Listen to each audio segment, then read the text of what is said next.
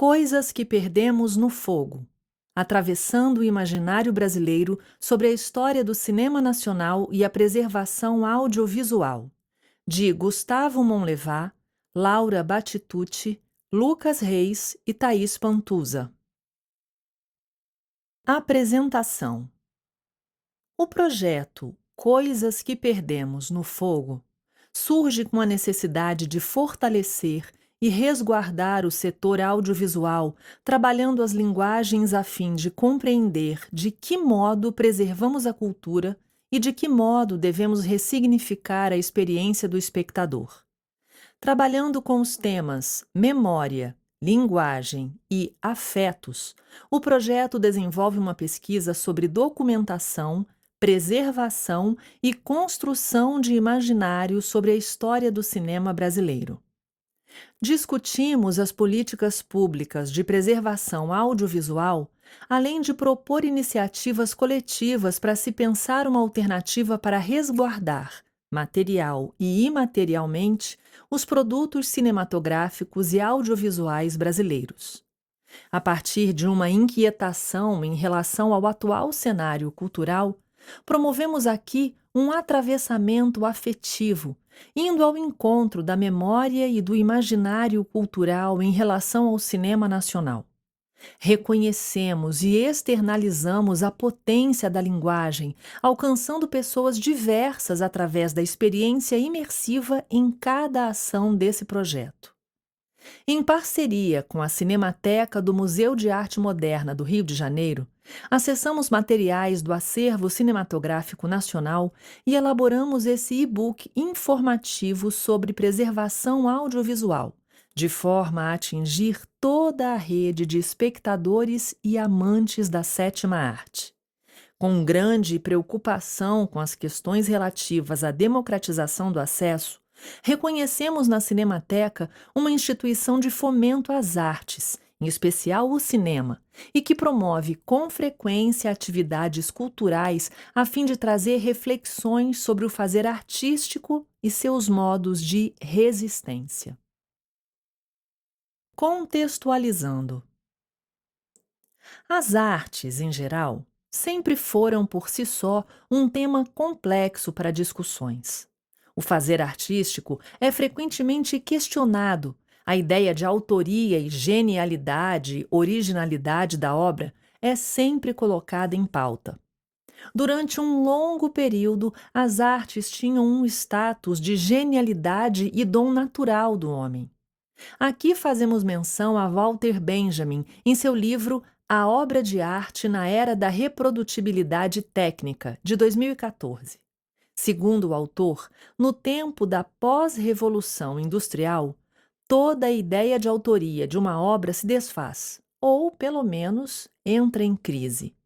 A partir do momento que se cria uma maneira de reprodução e cópia de um arquivo ou produto original, o significado e conceito de obra é questionado e modificado. É nesse momento histórico que a fotografia e o cinema surgem, trazendo novas possibilidades ao fazer artístico e tornando complexa a ideia de legitimidade.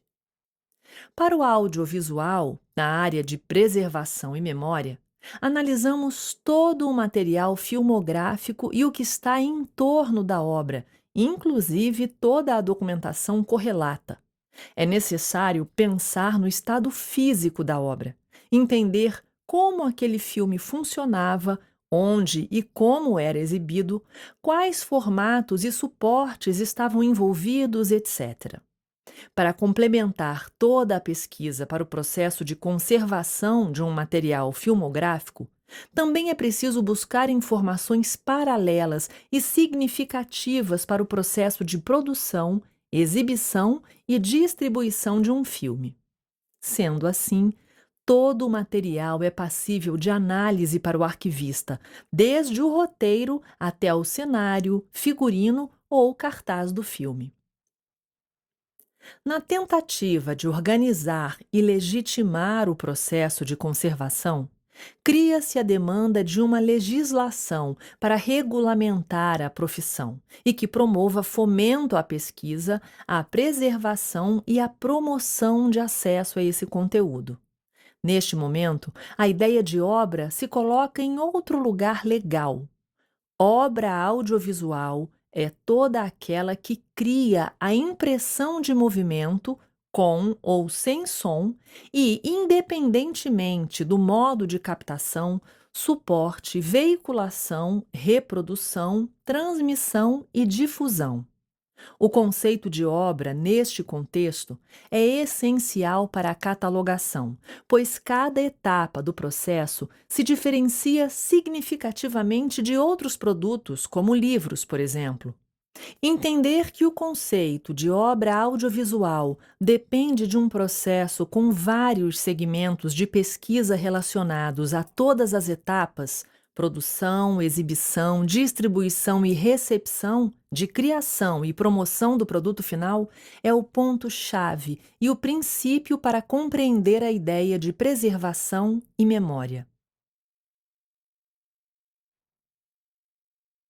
Preservação audiovisual. O que isso significa?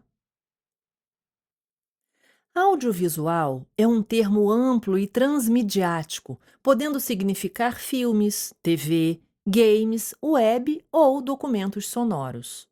Para entender todo o processo, é necessário compreender que um documento isolado não faz sentido.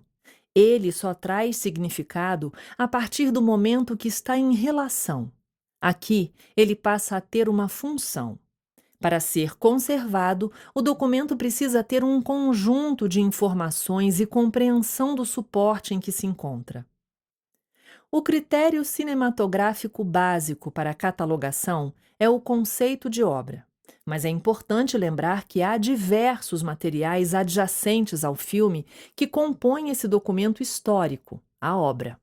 Desse modo, um arquivo audiovisual precisa contemplar e vincular todos esses elementos. A arquivística audiovisual tem seus próprios conceitos e terminologia. No entanto, ainda não há unidade geral, de forma que termos são usados com pouca consideração em relação à precisão. Isso faz com que a comunicação não seja sempre clara. Além disso, não há uma definição simples e clara para arquivística audiovisual. São várias conotações e compreensões diferentes. Os próprios termos têm vários significados diferentes. A palavra arquivo, por exemplo, pode se referir a um prédio ou parte de um prédio em que documentos públicos são guardados e organizados, ou um local digital, como uma pasta de computador em que documentos do computador são guardados, entre outros significados. A arquivística audiovisual é um campo que compreende todos os aspectos do cuidado e recuperação de documentos audiovisuais, a administração de locais onde os documentos estão e a organização responsável por realizar essas funções. Sua origem é de múltiplos ambientes institucionais. Sem alternativas, é natural que os responsáveis pela atividade vejam e interpretem seu trabalho do ponto de vista de suas próprias disciplinas e instituições próximas. Essas disciplinas incluem museologia, biblioteconomia, arquivologia, história, física e química, administração e as habilidades técnicas dos campos da transmissão audiovisual, filme e captação de áudio. Além disso, não há treinamento formal específico para capacitar profissionais do setor, como cursos universitários e afins. O conhecimento necessário é diverso. História da mídia audiovisual, conhecimento das tecnologias de gravação de diversas mídias audiovisuais, coleção e gerenciamento de estratégias e políticas, base tecnológica para a preservação e acesso, história da arquivística audiovisual, física e química básica relacionados à mídia e conhecimento de história contemporânea. A preservação é um conjunto de práticas que devem ser realizadas constantemente, a fim de garantir o acesso aos documentos audiovisuais a longo prazo. A ideia de preservação não pode parecer vaga. Assim, cabe ressaltar o que é preservar na prática e quais serão as dificuldades inerentes a esse trabalho para salvaguardar os filmes. Segundo Hefner, preservar filmes significa coletar, identificar, documentar, estabilizar, recuperar fisicamente, restaurar técnica e esteticamente, transferir para novos suportes de guarda, conservar, catalogar, difundir e disponibilizar para consulta permanente, entre outras tarefas associadas. Mesmo longe do ideal, este trabalho pode ter uma enorme influência na vida de uma comunidade e mesmo de uma sociedade. O que Hernani Hefner destaca é de enorme relevância para que se compreenda o que é preservação, pois ele divide em dois eixos básicos que não são excludentes ou antagônicos, apenas diferentes entre si. Existem algumas atividades de teor técnico fundamentais para a atividade de preservação que manterão os filmes em estados relevantes de exibição e em espaços seguros para que não se deteriorem. Além disso, também há os ganhos culturais que as atividades preservacionistas podem oferecer para a sociedade. A proposta de guarda dos filmes educacionais é mais uma entre os ganhos culturais que a preservação audiovisual pode proporcionar, como registro de propostas no campo da educação. Afinal, quaisquer propostas educacionais fatalmente irão se aproximar da área de cinema e educação. Por exemplo, o educador Jorge La Rosa Bondia, que é uma figura relevante nos pensamentos de educação atualmente e que há pouco tempo começou a ser considerado nos estudos de cinema e educação. A preservação, então, vai além da salvaguarda dos filmes educacionais, porque ela deve persistir como algo físico e material de uma época, com a possibilidade de fácil acesso por muitos anos. Segundo Edmondson, preservação é a totalidade de operações necessárias para assegurar o acesso permanente a documentos audiovisuais no maior grau de sua integridade. Ela pode englobar um grande número de procedimentos, princípios, atitudes, equipamentos e atividades. A preservação engloba a conservação e a restauração de suportes, a reconstituição de versões originais, a copiagem e o processamento do conteúdo visual e/ou sonoro, a digitalização para a criação de cópias com finalidade de acesso ou preservação, a manutenção dos suportes em condições adequadas de armazenamento, a recriação ou emulação de procedimentos técnicos obsoletos, de equipamentos e de condições de apresentação, a pesquisa e a coleta de informações para levar a bom termo essas atividades. Há, certamente, características próprias de atuação nos espaços de guarda em diferentes regiões do mundo. O pensamento a respeito da preservação audiovisual não é algo estanque e ganha contornos conforme aspectos políticos, sociais, econômicos, entre outros, de cada país. Segundo Hefner, os arquivos de filmes foram propostos originalmente neste sentido, de repositório histórico, mas como repositórios endereçados ao futuro, assim como à educação. Talvez por isso, no Brasil, outrora um país paupérrimo e com enormes desafios de modernização e de inclusão à sua frente, escolas e educadores se preocupassem desde muito cedo em formar filmotecas e em instrumentalizar o cinema para fins pedagógicos. O que se estabelece, porém, são as atividades básicas da profissão. Estas oferecem medidas específicas para o melhor aproveitamento dos materiais a fim de salvaguardá-los à medida que os anos passam. Desse modo, estas atividades podem alçar outras perspectivas na memória social do público. Sobre o material fílmico. Para um arquivista, entende-se como suporte o material para o registro, como fita magnética, película, disco óptico, DVD, Blu-ray, CD.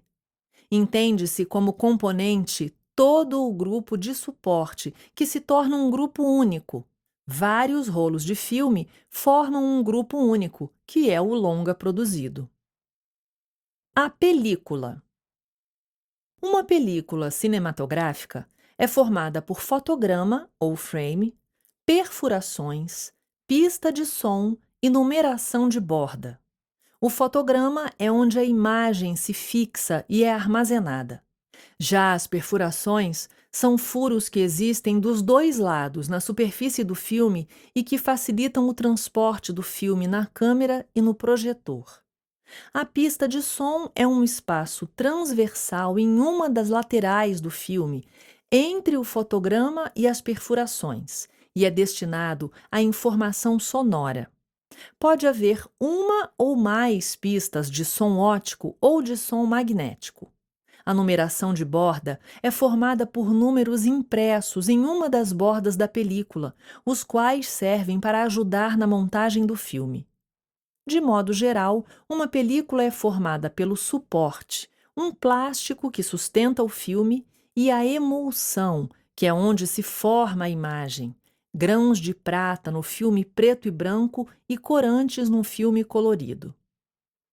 Historicamente, houve 3 tipos principais de película usados, suporte: nitrocelulose ou nitrato de celulose, acetato de celulose ou triacetato de celulose, diacetato de celulose, propionato de acetato de celulose e butirato de acetato de celulose, e poliéster ou tereftalato de polietileno, PET, nome comercial da Kodak, Star. Todos os plásticos são sujeitos à degradação por meios físicos ou químicos e, portanto, películas cinematográficas não são exceção. Películas degradadas podem danificar fotogramas individuais ou filmes inteiros. Nitrocelulose é conhecido por ser um meio instável. Se mal preservado, pode deteriorar muito rápido. Por causa da sua química instável, acaba por soltar ácido nítrico que acelera a decomposição. Nos últimos estágios da decomposição celuloide, a película torna-se uma substância suscetível à autocombustão, que, como pólvora, pode ameaçar arquivos inteiros. Da mesma forma, película de triacetato também é vulnerável à degradação. Por causa da bitola pequena, donos de filmes caseiros muitas vezes descobrem que a película está encolhida e frágil, a ponto de tornar o filme impossível de assistir em poucos anos. Em geral, o acetato quebra-se para ácido acético, de forma que há uma aceleração irreversível da degradação. O resultado do ácido acético solta um forte cheiro de vinagre, o que levou a comunidade arquivística a nomear o processo de Síndrome do Vinagre. Hoje sabe-se que o nitrato é mais estável que o acetato. Poliéster é mais moderno e muito mais estável, feito para durar centenas de anos se armazenado propriamente. Os plásticos sintéticos acumulam eletricidade estática e são mais resistentes. Não rasgam ou dobram, embora, por outro lado, se estirem. São também mais estáveis frente à água e à ação microbiológica. A bitola. A bitola do filme é uma propriedade física da película e que define sua largura. Tradicionalmente, os principais filmes em uso são 8 mm, 16 mm, 35 milímetros e 65/70 milímetros. Nesse caso, 65 milímetros para o negativo e 70 milímetros para a cópia de exibição. Os 5 milímetros extra são para a trilha sonora magnética. Houve outros tipos de bitola anteriormente, como o 9,5 mm e muitos outros de 3 mm até 75 milímetros. A bitola determina uma parte do formato do filme. O formato do filme inclui padrões de captura de imagem e projeção. É a definição técnica de um conjunto padrão de características de captura de imagem na película, tanto para stills quanto para filmagem. As principais características são seu tamanho e forma. No caso do filme, o formato também pode incluir parâmetros de áudio, embora não seja usual. Uma mesma bitola pode ter formatos diferentes. Vale mencionar que a imagem captada é sempre um pouco maior que a imagem projetada, e as regras que condicionam as proporções que dão as referências para as telas de exibição são o formato da tela do filme.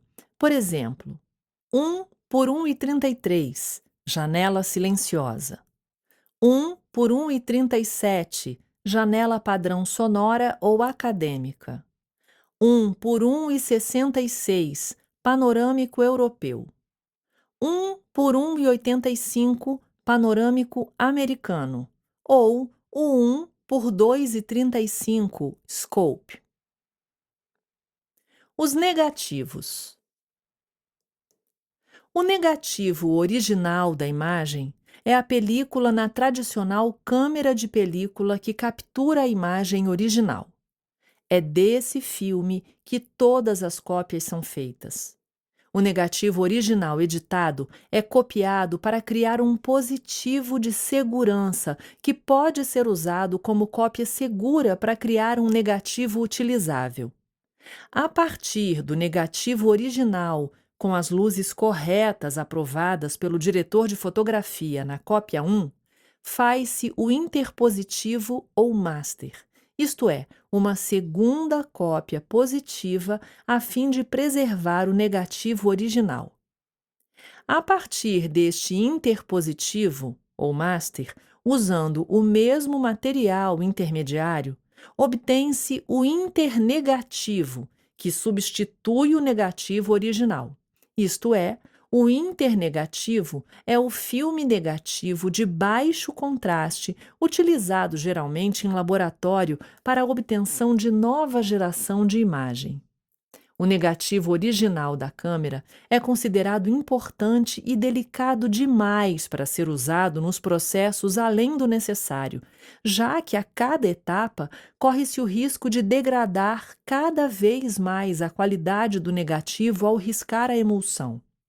Os interpositivos e internegativos são considerados as primeiras versões do filme terminado e colorido, e são quase sempre usados para transferir para vídeo ou novas restaurações de filme.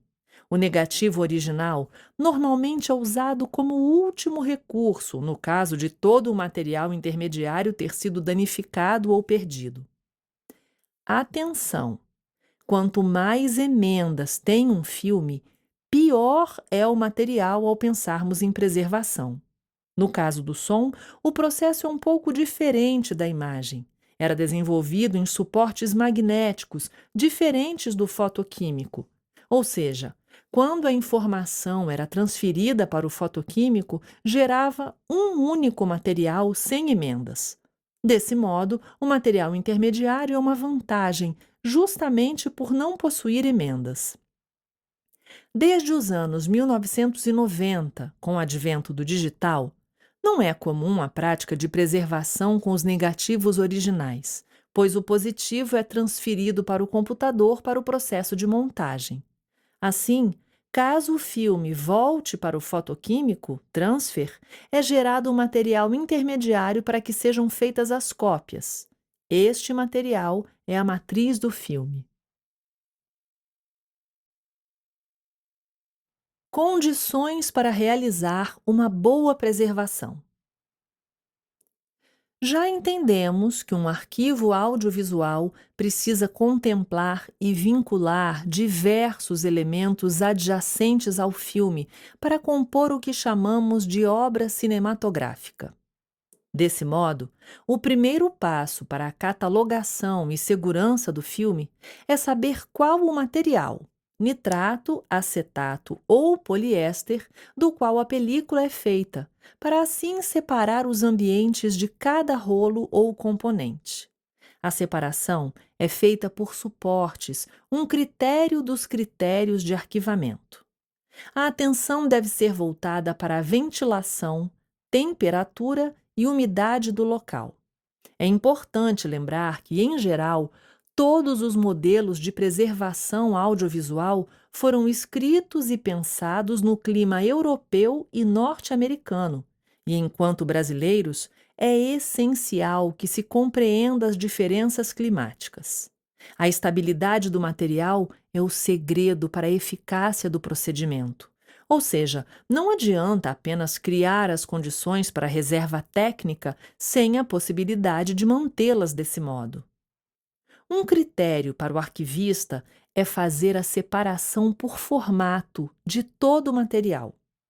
Em seguida, é necessário fazer toda a identificação e higienização do material, para depois fazer a preparação do material para conservação e uso, projeção, copiagem e telecinagem.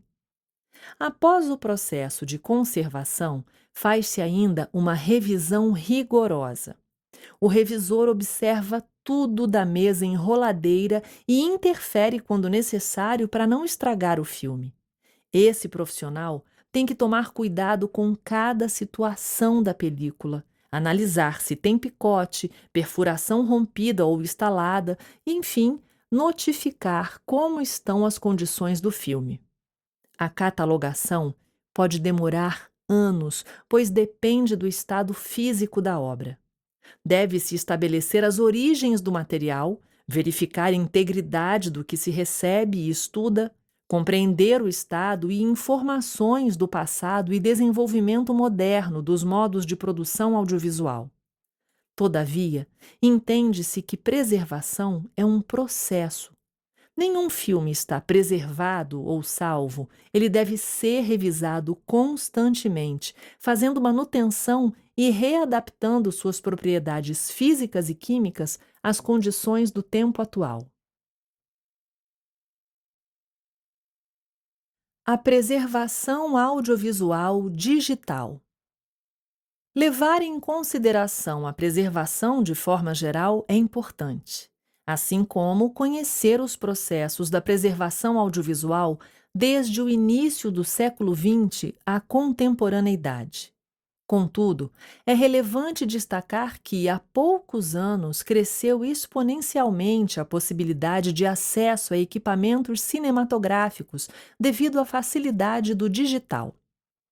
Faz-se primordial, dessa forma, destacar que os filmes que estão sendo produzidos nesses últimos anos e os que ainda serão produzidos nos próximos anos serão em arquivos digitais, sobre os quais se tem pouco conhecimento em relação às condições de preservação e ao modo como foram assimilados pelos espaços de guarda e pelos profissionais que atuam nos mesmos espaços.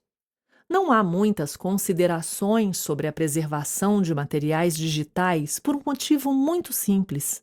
São suportes novos, sobre os quais ainda não se tem conhecimento de causa que explique as melhores formas de guarda desses arquivos.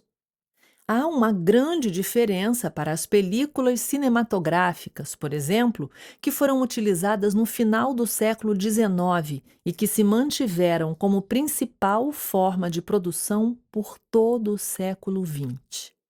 Mesmo com mudanças graúdas em sua composição, que começou em suporte de nitrato de celulose, que passou para o acetato de celulose e posteriormente para o poliéster, o conhecimento sobre a preservação de películas fílmicas e suas possibilidades de guarda se difundiu ao longo do tempo, o que é justo pensar que vai acontecer com os materiais digitais. Todavia, esse é um período de entre-safra. Se os filmes em digital já são maioria, não são a totalidade do que está nas salas de cinema. Por exemplo, Dunkirk, de 2017, dirigido por Christopher Nolan. O cineasta inglês, que pode ser considerado um dos principais nomes do cinema contemporâneo, por ter conseguido criar obras para um grande público e, ao mesmo tempo, por ter construído uma visão autoral do cinema, fez seu filme em película na bitola 70 mm, embora o trabalho tenha sido convertido para o digital, a fim de facilitar a exibição em diversas salas de cinema que trabalham exclusivamente com o digital. Apesar disso, a preservação do filme é feita em película, conforme a sua proposta de produção. Retomando a questão digital, esse é um caminho sem volta, que os preservadores audiovisuais terão de trabalhar para manter as obras em bom estado, facilitando o acesso posterior às mesmas. E mesmo que haja a possibilidade de copiar a informação do suporte digital para a película, essa não é necessariamente a melhor opção. A preservação digital combina políticas, estratégias e ações para assegurar o acesso de conteúdos convertidos ou produzidos digitalmente, a despeito dos desafios de falhas de mídias ou de mudanças tecnológicas. O objetivo da preservação digital é a apresentação acurada de conteúdos autenticados ao longo do tempo. Entretanto, por razões históricas, a expressão tem sido amplamente utilizada, mesmo por arquivistas, simplesmente como sinônimo de reprodução ou duplicação. Infelizmente, isso tende a reforçar a ideia errônea, segundo a qual a reprodução analógica ou digital de um suporte em perigo coloca um ponto final na questão, quando na verdade é apenas uma primeira etapa. A preservação não é uma operação pontual, mas uma tarefa de gestão que não acaba nunca. A manutenção a longo prazo da integridade dos registros ou dos filmes, quando sobrevivem, depende da correção e do rigor da política de preservação levada a cabo ao longo dos anos por sucessivos gestores. Nunca se termina de preservar uma obra. Na melhor das hipóteses, ela está sempre em processo de preservação. Em relação ao formato digital, no Brasil ainda há a pergunta de como começamos a preservar uma obra, inclusive ao notarmos que há pouquíssimos espaços de guarda dedicados aos materiais digitais.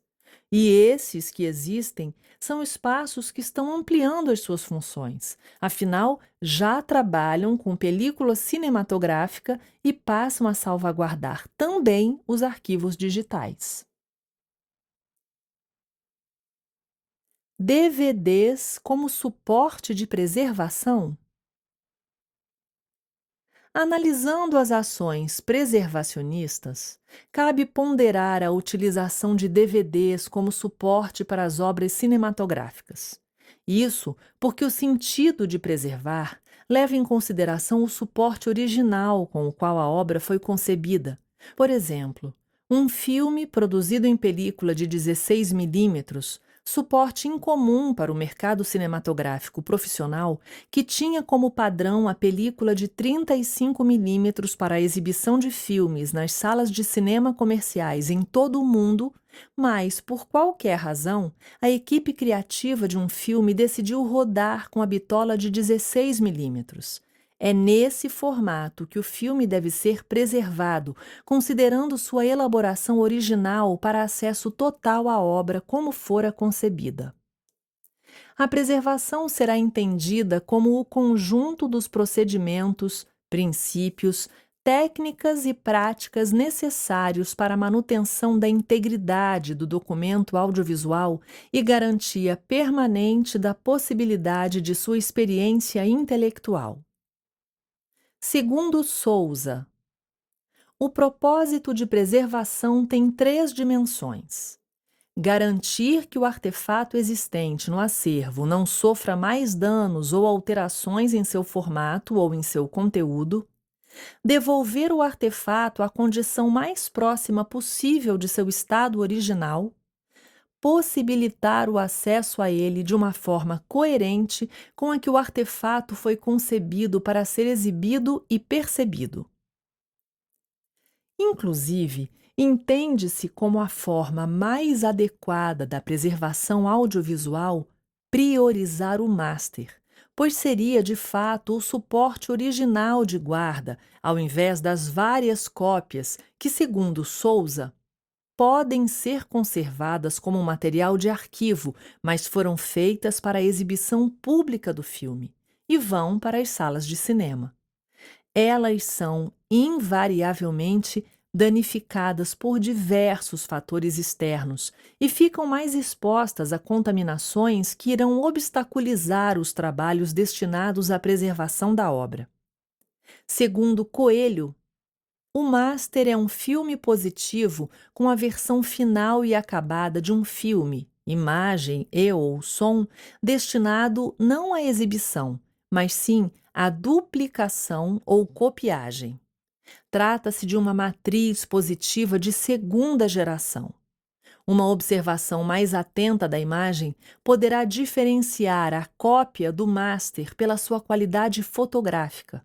O master de boa qualidade, por ser uma matriz de duplicação, deve ter um contraste muito baixo, ou seja, não deve ter nem regiões de altas luzes, muito claras, nem regiões de sombra fechada, muito densa. Caso não haja a possibilidade de realizar a salvaguarda de um filme a partir de seu master, existe a possibilidade de armazenar uma cópia. Esta se tornará uma cópia de preservação, e tal cópia não poderá ser utilizada para acesso, mas deverá ser mantida em condições ideais de preservação. Pode parecer uma ideia pouco efetiva a possibilidade de formação de acervo em DVDs nas escolas como forma de preservação audiovisual, pois é um suporte especialmente destinado ao mercado de home video, alternando assim o formato original de concepção dos filmes. Entretanto, os aspectos mais importantes em tal proposta são a conservação da memória e o acesso que pode ser oferecido pelo suporte de DVDs, facilitando a formação do conhecimento dos educandos por meio de uma grande quantidade de obras cinematográficas. Sem dúvida, profissionais de outras áreas do saber também têm objetos de estudos que vão ao encontro da proposta de formação das DVD-tecas nas escolas como forma de garantir a preservação da produção cinematográfica. O arquivista canadense Terry Cook reforça essa ideia quando afirma que os arquivistas tornaram-se, assim, construtores muito ativos da memória social. Na verdade, afirmaria até que se tornaram o principal agente de formação da memória, sem esquecer das importantes contribuições nessa tarefa de seus colegas de museus, bibliotecas e cultura material.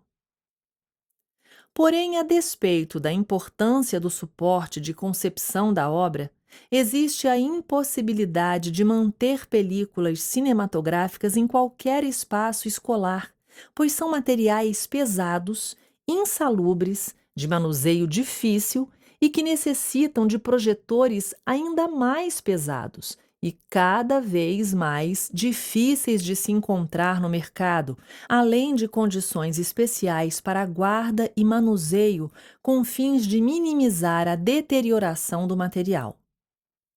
Ao contrário dos DVDs, que foram produzidos justamente para serem exibidos em aparelhos pequenos que se ajustam a qualquer residência familiar e, portanto, também teriam espaço na escola.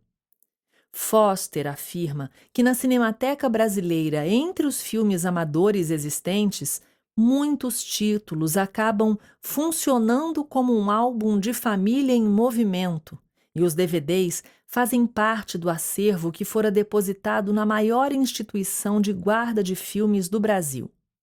Segundo a mesma autora, O acervo de filmes domésticos da Cinemateca Brasileira, de acordo com a quantificação feita no dia 23 de julho de 2009, é composto de 1.075 materiais em película e 1.570, incluindo os materiais em vídeo e DVD.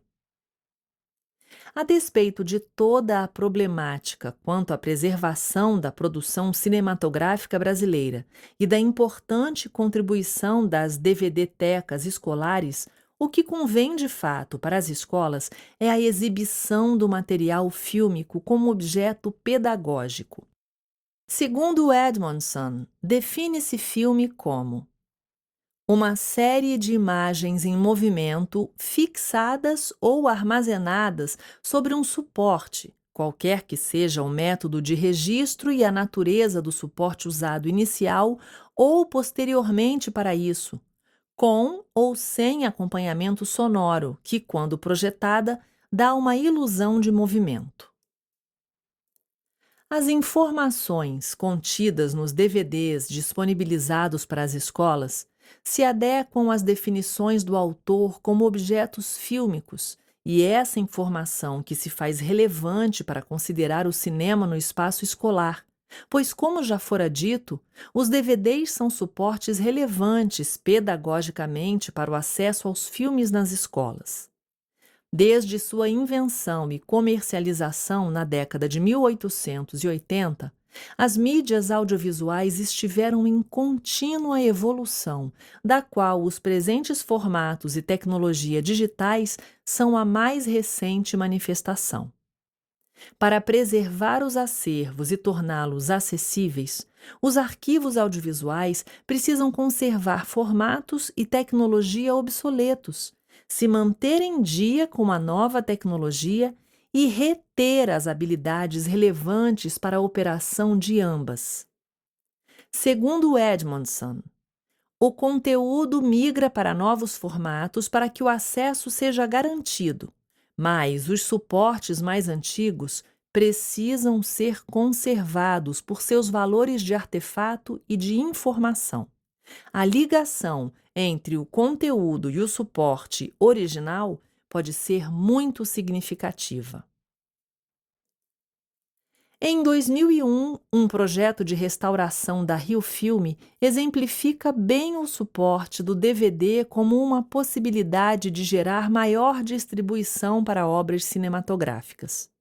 O filme de Glauber Rocha, Deus e o Diabo na Terra do Sol, de 1964, foi escolhido para um trabalho de restauração direto para o suporte de DVD, privilegiando a preservação da informação e diminuindo os custos do que seria a restauração no próprio negativo do filme, pois iria encarecer demais o projeto e poderia não ter o alcance esperado, uma vez que não era difícil prever que as salas de cinema comerciais não iriam exibir o filme em película, e uma parcela muito pequena da população teria condições de assistir ao filme restaurado. Sendo assim, optou-se pela restauração e, consequentemente, distribuição direto para o DVD, ou seja, para o mercado de home video. Segundo Dreher, a política de investimento da Rio Filme de distribuição voltada para o mercado doméstico foi definidora para o conceito de restauração que foi aplicada a Deus e o Diabo na Terra do Sol de 1964. Uma vez que o suporte final seria o DVD, não havia a intenção por parte dos técnicos envolvidos em gerar um novo negativo em película após o processo de restauração digital, algo que se tornaria padrão nos projetos subsequentes. Ter como destino final um suporte como o DVD traria uma série de consequências a respeito do próprio tratamento do som e da imagem da obra, uma vez sendo incomparáveis a qualidade de ambos em uma sala de cinema e em uma sala doméstica com televisor. A intenção dos envolvidos na restauração do filme era que este tivesse um bom resultado visual no DVD, e não mais do que isso, uma vez que não estavam previstas exibições em salas de cinema.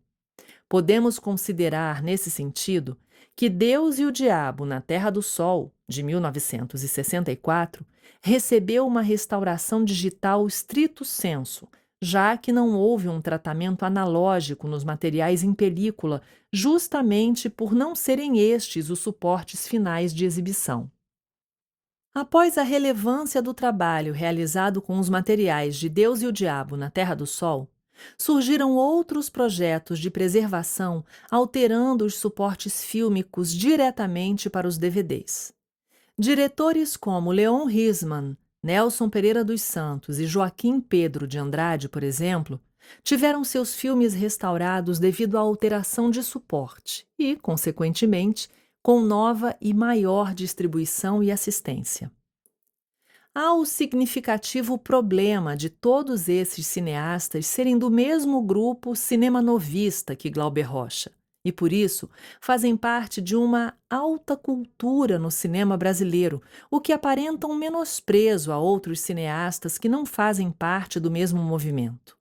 De qualquer forma, a possibilidade de ter em DVD os filmes restaurados desses diretores é um grande alento para considerar que tais filmes façam parte do universo escolar, em detrimento de que apenas filmes contemporâneos sejam indicados para compor as aulas de cinema na escola. A palavra acesso passa a ter grande relevância ao se instigar o cinema nas escolas. Afinal, fazer com que educandos se relacionem com obras audiovisuais desde o início do século XX, produzidas especialmente no Brasil, é uma prova evidente da relevância da preservação audiovisual. Porém, é necessário estar claro que esse é um trabalho árduo, especialmente num país em que as políticas públicas destinadas à preservação audiovisual são nulas. Segundo Hefner, não há legislação específica de proteção ao bem cinematográfico brasileiro, reclamava o autor há mais de 15 anos, e a situação continua sem qualquer sinal de melhora efetiva. Mesmo com as dificuldades inerentes à falta de legislação, o autor continua na mesma obra a destacar que a difusão tenha compromisso com a preservação e com o público, pois um trabalho preservacionista de sucesso leva em consideração a difusão. A difusão e acesso à produção cinematográfica sofreu grande impacto com o advento do cinema digital, que reformulou e continua reformulando as possibilidades de acessar filmes e, obviamente, de preservá-los. Essa questão é necessária destacar quando se sugere o DVD como um suporte capaz de promover a preservação audiovisual e dotado de qualidades pedagógicas. É bastante óbvio que a alternativa de exibir filmes em formato digital seja uma possibilidade dada aos educadores em quaisquer espaços educacionais. Afinal, facilita bastante o trabalho do professor, que pode escolher o filme que quiser para exibir.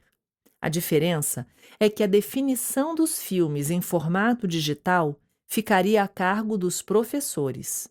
Eles poderiam fazer a escolha que considerassem mais relevante para a aula, mas isso impediria qualquer educando de fazer a própria escolha, pois não haveria armazenamento dos filmes, como aconteceria com a formação das DVD-tecas, que possibilitaria a retirada de filmes para empréstimo caso houvesse interesse específico por parte dos educandos. Qualquer escola precisaria de HDs, data centers e backups de infinitos gigabytes, o que seria muito difícil de adquirir e manter o armazenamento, principalmente se for considerada a rápida obsolescência desses equipamentos. Há de se considerar também os poucos estudos sobre a perda das informações digitais por conta da passagem temporal, mesmo que também não se tenha exatidão sobre a durabilidade das informações registradas em DVD. Ao menos, o suporte físico possibilita um maior controle da deterioração. O digital, é importante lembrar, ainda não pode ser considerado como um material seguro para a preservação de dados. Sabemos por conhecimento empírico que um rolo de película pode durar mais de 120 anos em ótimas condições. Segundo Najimi, quanto ao digital e outros materiais analógicos, VHS, Beta, Ilmatic, etc., o número ainda é desconhecido. Além disso, um rolo de película, mesmo que não seja projetado, conserva sua imagem, pois ela é fixa e visível, podendo ser obtida através da análise manual do material. Já o arquivo digital é composto por informações binárias que necessitam de um software e um hardware, ou seja, um conjunto de equipamentos que permita sua leitura. Além disso, como já fora indicado, há pouquíssimas pesquisas no Brasil acerca da preservação audiovisual. E se a perda de arquivos digitais é uma realidade em instituições de guarda de acervos em que o trabalho básico perpassa pela manutenção desses arquivos, não há qualquer possibilidade de prever que as escolas teriam possibilidade de tratar de tais arquivos com a atenção necessária para que eles não se percam. Segundo Edmondson, os arquivos de países em desenvolvimento perdem anualmente um percentual muito maior de seus patrimônios digitais do que os países desenvolvidos. Isso acontece devido à sua falta de profissionais, infraestrutura e recursos para mudar a situação. Comprar novos equipamentos, conservar em funcionamento equipamentos antigos, treinar e manter equipes. Tudo indica que, com a velocidade de desenvolvimento da tecnologia digital, o abismo aumentará em vez de diminuir. Pode parecer simples, contudo, ainda não há esclarecimentos irrefutáveis sobre a salvaguarda de arquivos digitais, e a possibilidade de perder os filmes seria inclusive contraproducente para os espaços escolares, pois educandos sempre se renovarão nas escolas.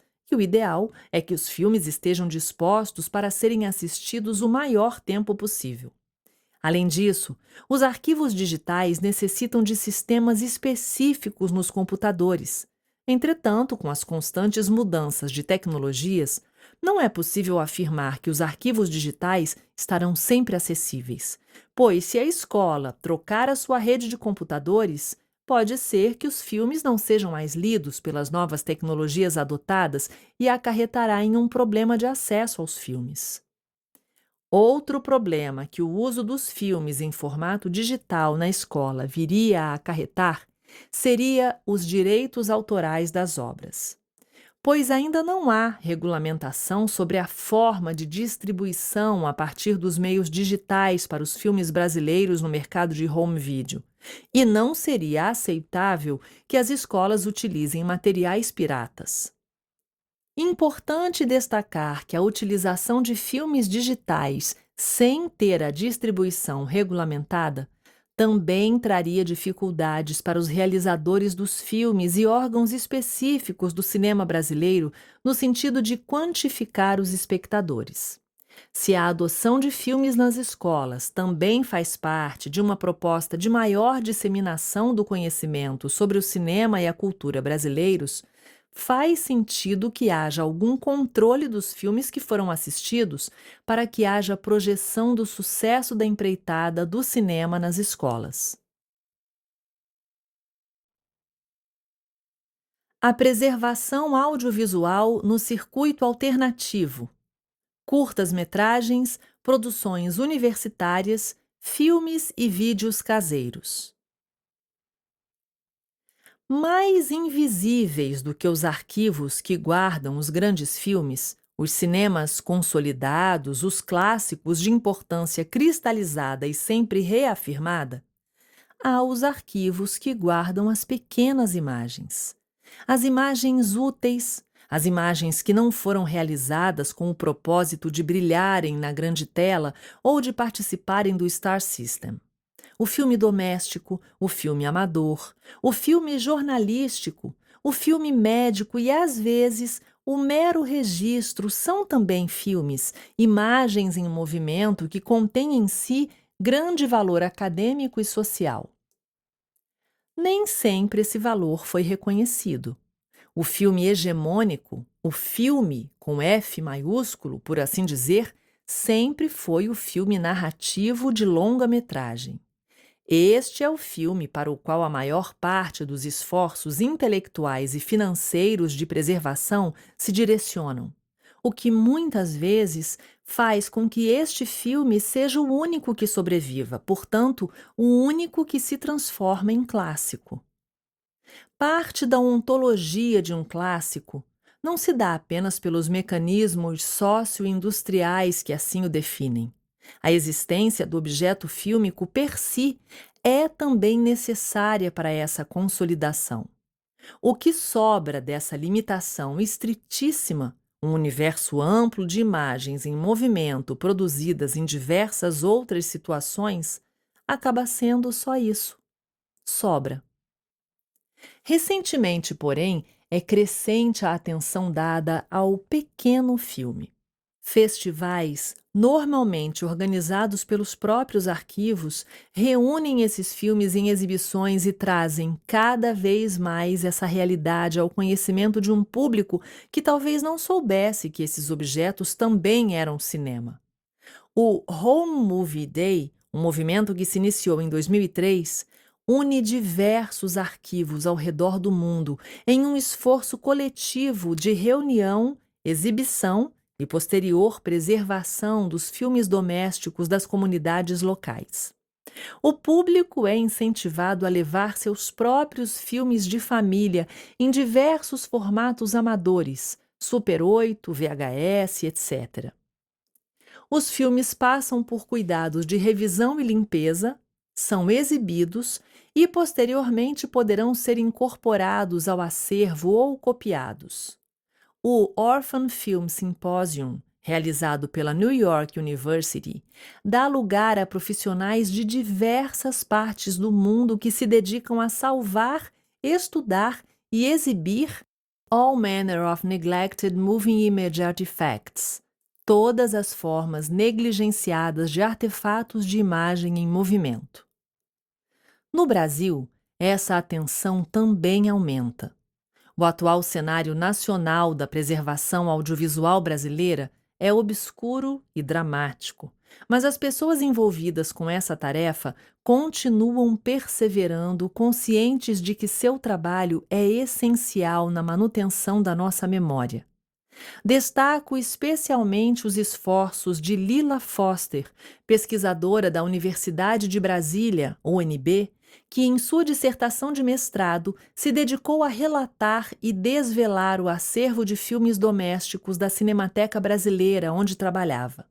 A instituição em que eu mesma trabalho, o Laboratório Universitário de Preservação Audiovisual da Universidade Federal Fluminense, LUPA-UF, é voltada à preservação de filmes domésticos e amadores do Estado fluminense, além dos filmes universitários realizados por alunos do curso de Cinema e Audiovisual da referida universidade.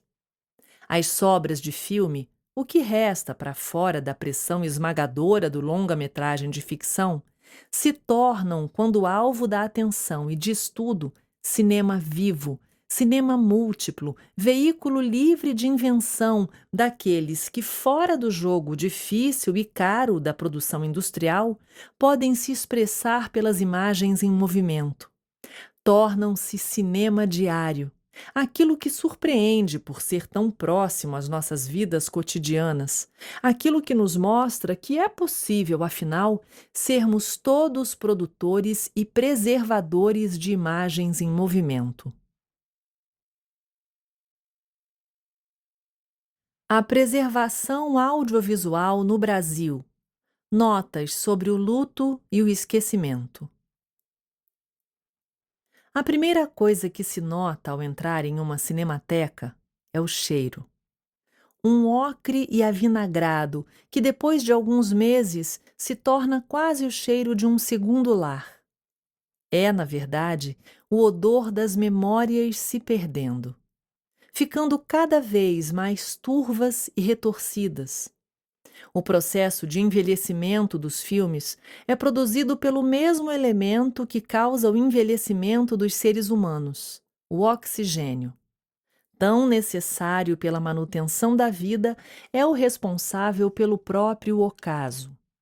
Desde o primeiro inspirar profundo até o último suspiro. O oxigênio traz vida e morte para pessoas e filmes. Às vezes nos esquecemos.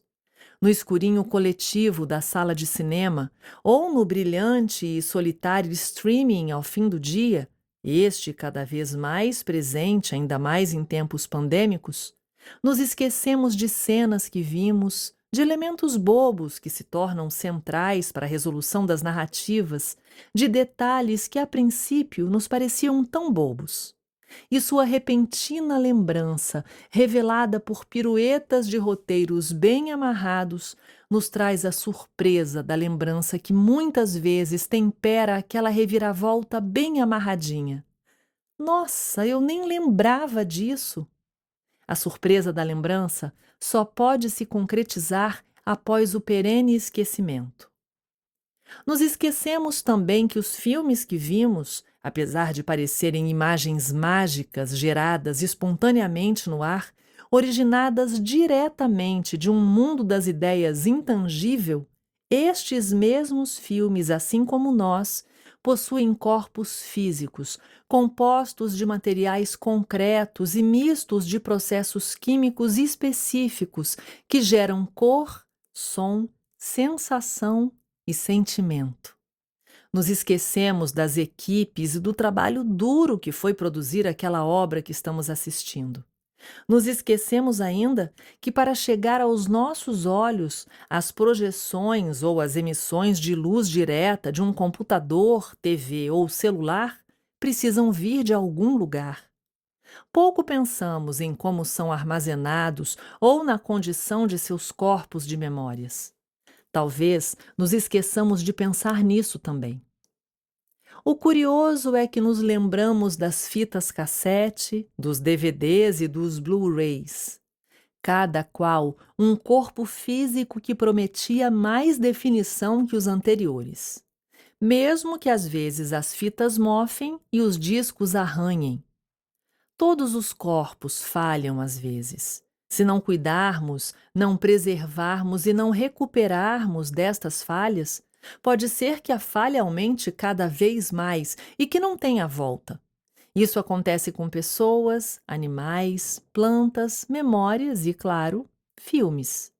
Mas, claro, para chegar na definição máxima dos 4Ks, Blu-rays ou seja lá qual for a tecnologia nova que prometa uma melhor experiência visual, é preciso que a mídia original dos filmes esteja preservada, de forma a passar o máximo de informação para a nova mídia portátil do momento. No caso atual, streaming de alta qualidade. Mas por que falar tanto de corpos? Bem, dependendo de como é mantida, a cinemateca, ela mesma um corpo que precisa ser cuidado, pode ser um hospital, lugar de cura e recuperação, ou um cemitério para onde memórias antigas vão para apodrecer ou queimar. Aquele cheiro ocre e avinagrado que comentei anteriormente, cheiro com que me acostumei e me traz até nostalgia dos tempos em que trabalhava numa cinemateca, nada mais é do que o cheiro da putrefação de corpos esquecidos, de corpos de esquecimento, repositórios de memórias perdidas. Eles não foram esquecidos pela equipe da Cinemateca de jeito nenhum.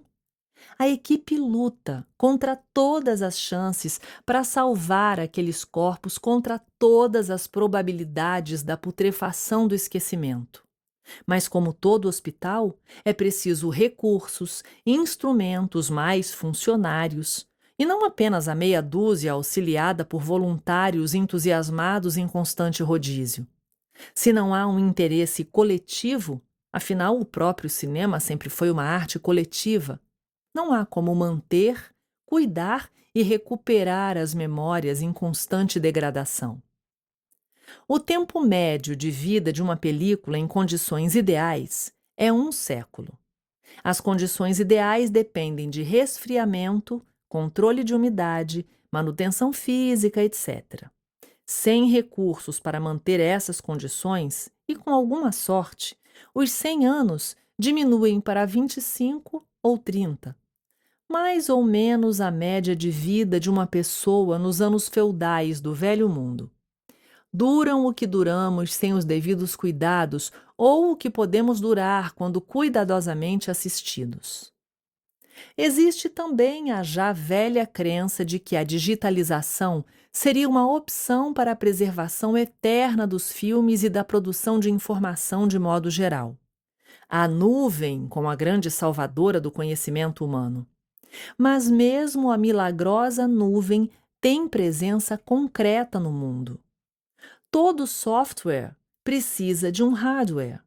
E as informações na maravilhosa nuvem podem ser corrompidas, perdidas, destruídas e esquecidas, tanto quanto em qualquer outra mídia. Claro, a nuvem permite replicação com velocidade e eficácia que só os mais sonhadores acreditavam possível. Mas a produção de tanta informação sem sua articulação reduz conhecimento a meros dados. Uma piscina binária sem substância. A perda de informações pode se dar pelo excesso tanto quanto pela falta. O esquecimento é a parte mais importante no processo de preservação da memória.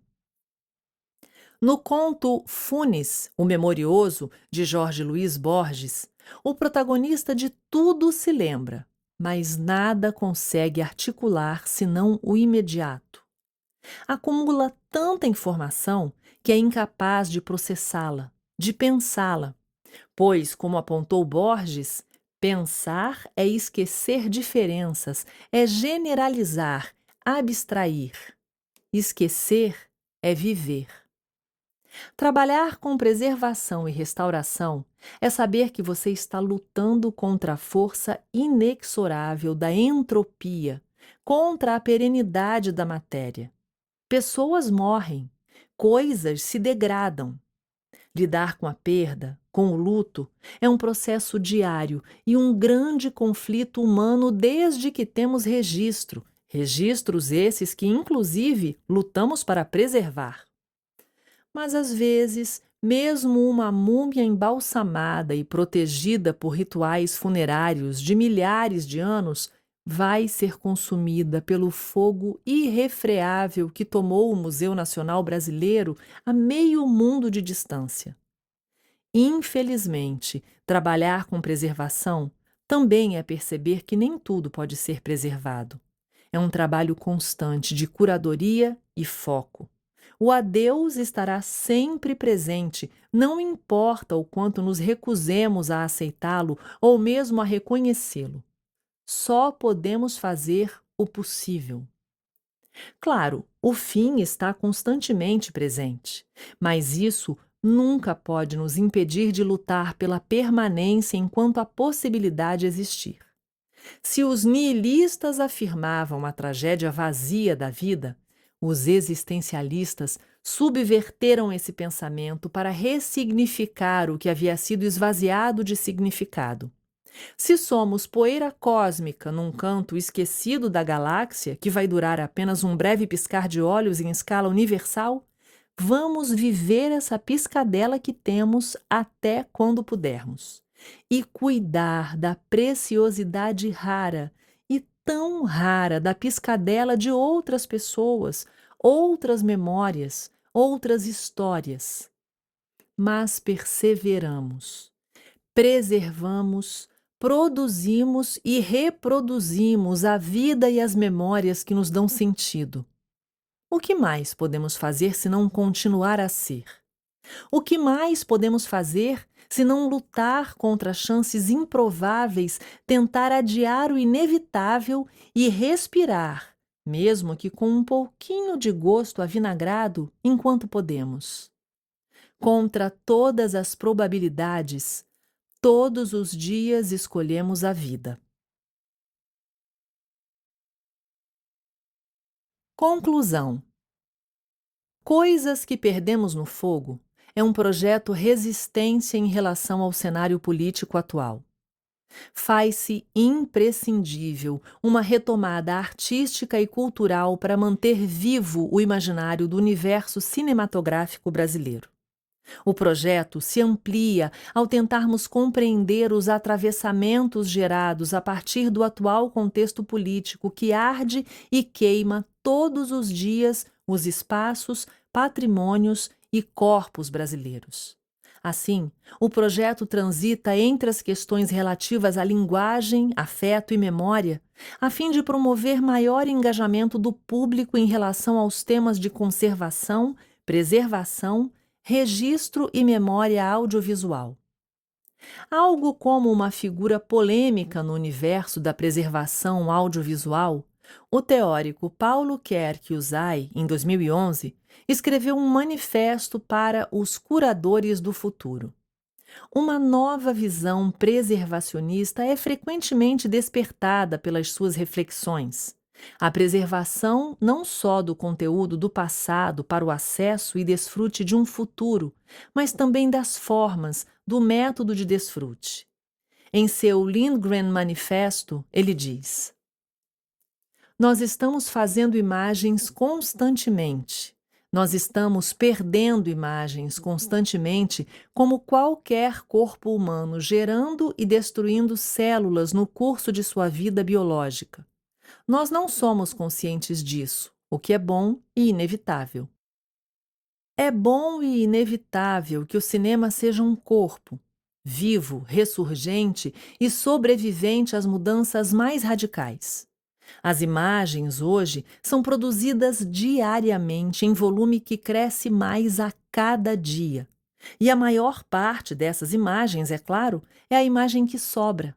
É o filme doméstico e amador na tela vertical de cada portador de um celular.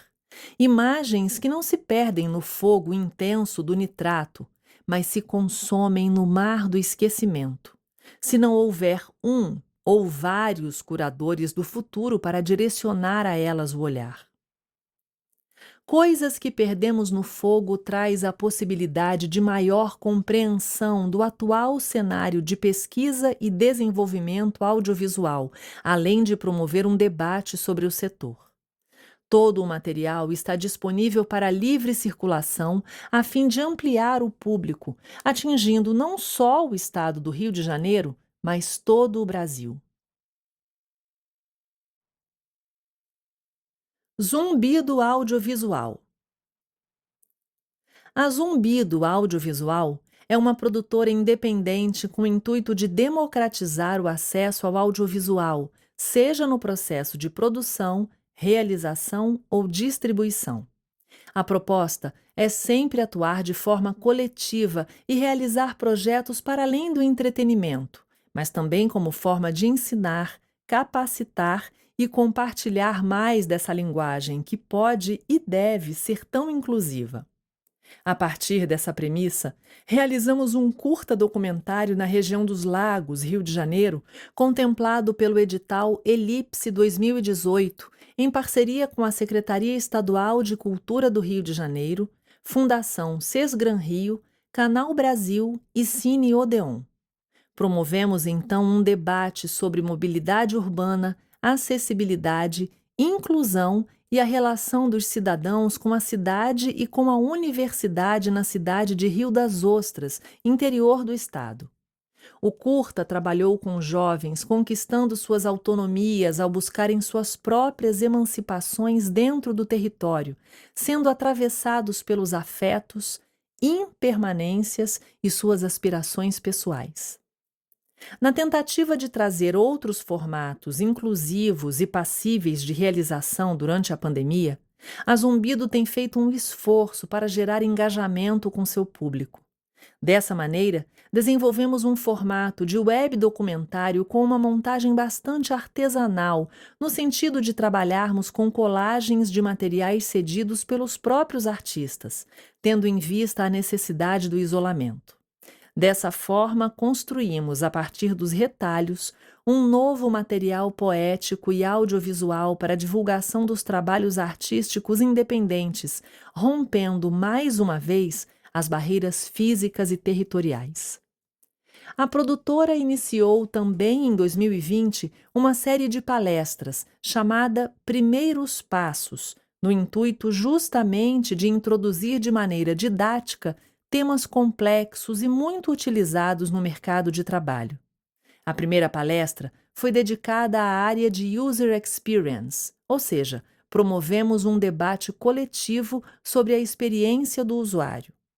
Esta e outras ações têm permitido identificarmos maneiras de trabalhar com clientes e espectadores do nosso produto, ampliando o potencial de comunicação social, inclusive dentro da empresa. Cinemateca, Museu de Arte Moderna do Rio de Janeiro. A Cinemateca do Rio de Janeiro foi o local de realização de toda a pesquisa. O espaço contém o maior acervo e coleção documental de cinema do país, sendo um dos mais importantes arquivos audiovisuais da América Latina. A Cinemateca é a segunda mais antiga em atividade no Brasil e abrange um acervo de materiais que inclui qualquer manifestação relacionada ao fazer cinematográfico, incentivando a preservação e conservação dos materiais produzidos em diversas épocas, desde que siga a premissa do fazer artístico em imagem em movimento. A Cinemateca é filiada à FIAF, Federação Internacional de Arquivos de Filmes, garantindo ampla comunicação entre acervos e iniciativas de formação, conectando o conhecimento audiovisual do mundo inteiro e, atualmente, disponibiliza online, através do seu site oficial, uma parte de seus arquivos. O ambiente foi o ideal para a pesquisa do projeto Coisas que Perdemos no Fogo, justamente pelo caráter científico e de validação histórica em relação aos materiais presentes no acervo. A Cinemateca compõe grande parte da trajetória de desenvolvimento e fortalecimento do audiovisual brasileiro. A equipe: Gustavo Monlevade, mestrado em andamento em comunicação na Universidade Federal do Rio de Janeiro, UFRJ, com o título Cinema Guarani no Brasil: As micropolíticas da memória e as estéticas da resistência, sob orientação da professora doutora Beatriz Jaguaribe de Matos. Possui graduação em Comunicação Social, Cinema pela PUC-Rio em 2018. Atualmente, é assistente de produção nos projetos Alegorias do Brasil, Baía de Guanabara, A Viagem da Descoberta do Brasil e A Vida de Cada Um, de Murilo Salles, na produtora Cinema Brasil Digital. Foi curador das mostras Nhanderecó Atecoa, de 2018, na PUC-Rio, e Cinema na Aldeia, sediada na Aldeia Maracanã, em 2017. Foi assistente de direção, fotógrafo e produtor do longa-metragem Cidade do Aço, dirigido por Júlio Napoli, em 2017. Produziu os curta-metragens Tá Tudo Bem, Vó, de 2017, e Vidas Inventadas de Amélia Aragão, de 2018, de Luísa Quental, vencedores de editais de produção na PUC-Rio, e dirigiu, produziu e montou o curta-metragem Tecnodrose, de 2016. Laura Batitucci, graduada em Letras pela UFMG, cursa Cinema e Audiovisual na UF. Atua na área audiovisual desde 2016. Produziu as exposições A Tecnologia do Cinema, do Amador ao Profissional e Projetores em 2019, no evento 4º Festival de Cinema do BRICS, e o ciclo de palestras Aventuras do Pensamento, 3ª edição, da Caixa Cultural Rio de Janeiro, em 2019.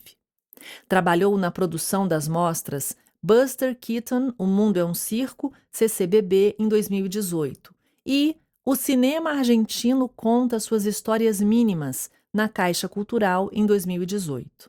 Atualmente, atua na produção da série Lost and Found, a estrear no canal Curta em 2021, e na pré-produção do projeto Esdras Batista Produções, inventário, catalogação e pesquisa do maior acervo cinematográfico em película de Niterói, aprovado na categoria Pesquisa no segundo edital de fomento ao audiovisual da Prefeitura de Niterói. Lucas Reis, mestrando do Programa de Pós-Graduação em Cinema e Audiovisual da Universidade Federal Fluminense, PPG Cine UF, e desde 2019 atua como tutor do curso de Cinema Licenciatura da mesma instituição. Durante a graduação em Cinema e Audiovisual na UF, foi monitor das disciplinas de História do Cinema Brasileiro e História do Cinema Mundial. Atualmente, prepara um artigo a ser publicado em abril sobre o filme Quelé do Pajeú, de Anselmo Duarte, 1969, para o site cinelimite.com, dedicado a apresentar o cinema brasileiro para o público internacional. Já apresentou pesquisas e publicou artigos acadêmicos sobre o cinema brasileiro, inclusive na revista Aniki, de Portugal. Trabalhou como preservador de filmes na Cinemateca do MAN e no Arquivo Geral da cidade do Rio de Janeiro e foi pesquisador assistente da Cinemateca Brasileira em trabalhos sobre Adalberto Almada. É professor de História do Cinema Brasileiro e de Formas e Estilos Cinematográficos em cursos de extensão da Universidade Estadual do Rio de Janeiro, a UERJ, e crítico de cinema dos sites Cineplayers e Calveiro, além de escrever sobre séries no site Série Maníacos e sobre história em quadrinhos no site Raio Laser. Ofereceu disciplina como docente na Universidade Federal Fluminense, intitulada Estudo Específico do Cineasta Brasileiro. Foi jurado do Canal Brasil para melhor curta-metragem no Festival Janela Internacional de Cinema do Recife em 2017 e curador da 4ª Mostra BRICS para longas-metragens brasileiros em 2019. Thaís Pantuza, bolsista CAPES DS no mestrado em Tecnologias de Comunicação e Cultura pelo PPG-Com UERJ, bacharel em Cinema e Audiovisual na UF e atualmente desenvolve pesquisas sobre videogames e afeto. Trabalha nas produtoras Zumbido Audiovisual e Portal, além de ser redatora no site Garotas Nerds. Entre outros, roteirizou, dirigiu e montou os filmes Cícero Doc, Webdoc de 2020, Cérebro de Corda, ficção de 2019 e Sem Pai Nem Mãe, edital Elipse Doc de 2019. Roteirizou ainda o game Notas de Laboratório, Visual Novel de 2020. Ministrou os cursos Da Ideia à Criação, Métodos e Ferramentas para construir um jogo, Intercom, em 2019. A Construção do Olhar, Casa da Cultura Canaã dos Carajás, Fundação Vale, em 2020. E Roteiro, Guia para Iniciantes, Zumbido e Portal, 2020. Curadora no concurso de roteiros de curtas-metragens no Rota, Festival de Roteiro Audiovisual, em 2020.